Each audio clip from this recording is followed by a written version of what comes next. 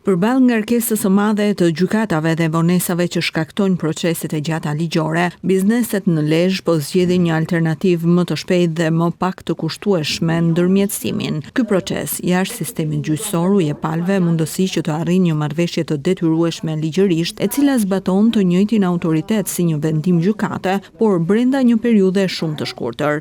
Kryetari i Domës së Tregtisë dhe Industrisë, Pashk Palokaj, thekson se kjo qastje ishte domosdoshme prej kohësh, pasi çdo ditë e humbur në procedura të stërsqatura përkthehet në humbje për bizneset. Situatës drejtësisë, cila një çështje konfliktuale, qoftë edhe thjesht, duan shumë vite dhe kosto shumë të larta për ta arritur atë.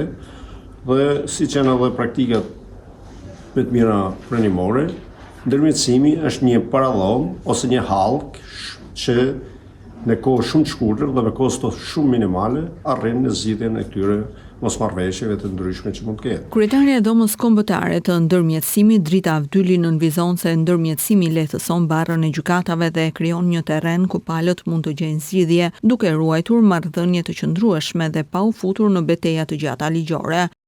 Konfliktet shumë shpejto.